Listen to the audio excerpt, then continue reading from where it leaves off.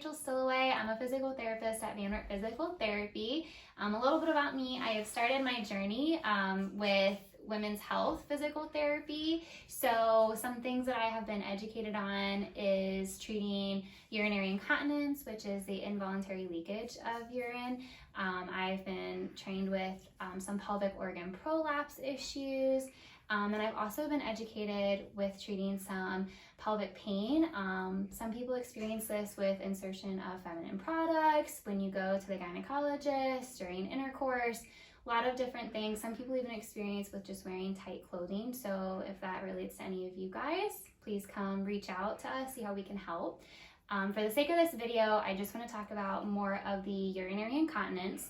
So to dive into that a little bit more, there are 3 different kinds. There is stress incontinence, which is probably the one that people experience the most, know the most about. It is when you have involuntary leakage upon stress to the bladder, which can be experienced in a lot of different ways. So you can sneeze, you can cough, jump, weight lift, a lot of different things, running.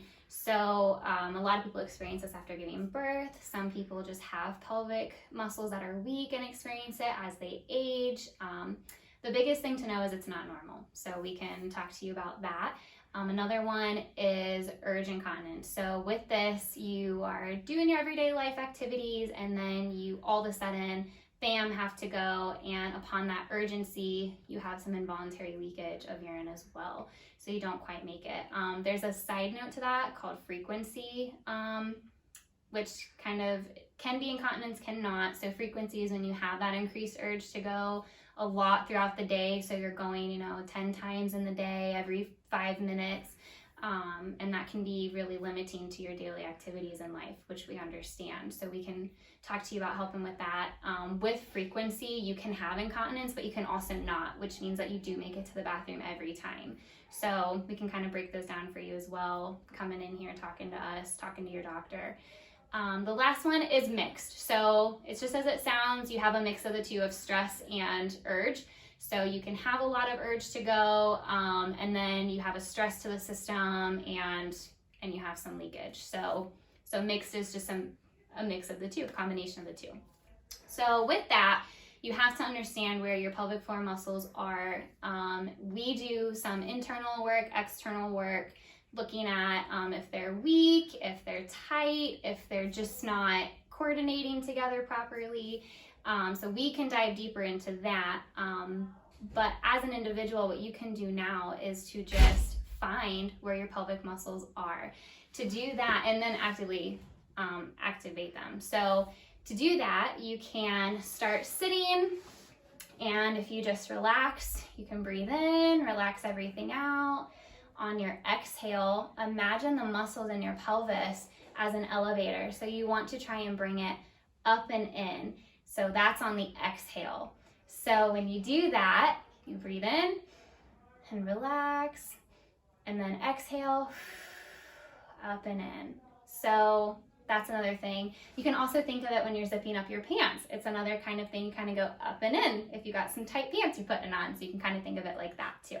That just kind of helps you feel everything kind of tighten, activate in the pelvis. Lower stomach is very normal to kind of kick in and help out with some of that as well. Now, if you feel anything from belly button on up, we're overactivating stomach muscles and we're not kicking in pelvic floor. So really try and focus, really tone in mentally, see if you can put some of that mind-body connection to where you're actively contracting those muscles. Something that people have been told to do is to stop the flow of urine. I only say to do this one time, and that's it. That really kind of helps you hone in what muscles you're kicking on. So you're going to the bathroom and then you try and contract and turn it off, and then you go again. That gives you that feeling of where those muscles are for when you're doing these, to feel where they're at, kind of have a better idea of what you're looking for.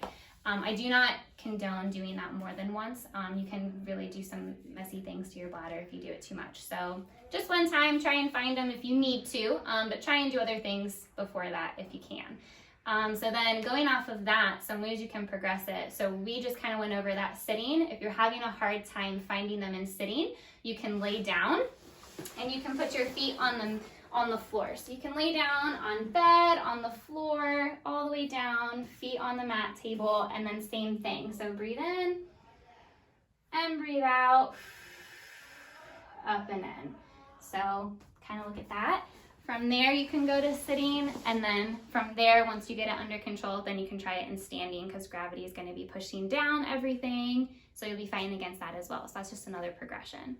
So that is how you can find your pelvic floor muscles. You can actively and correctly activate them. From there, there's a slight progression as well to help with some leakage. And if you have any questions, please feel free to reach out to the clinic, reach out to me, talk to your doctor, and we can get you in and we can talk to you about other things.